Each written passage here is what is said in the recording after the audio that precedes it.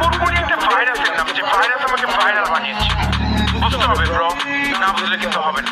Oh my God, আমি এক viral. রাস্তাঘাটে বের হলে সবাই মানে সিগন্যাল। দৌড়ে এসে তারা বলে বিগ ফ্যান ভাই, বিগ ফ্যান ভাই। যারা লোকের সাথে একটা সেলফি হতে চায়, বিগ ফ্যান বলে সেলফি তারা নিয়ে আমায় নিয়ে পোস্ট করে মাদার চোদ বলে। যারা লোক কয় কি মাদার চোদ বলে, তারা হাসাহাসি করে, অনেক গালাগালি করে, আমায় বুকে চোদা বলে, আমায় শেষে ঘর বলে, আমায় পাগলা চোদা বলে।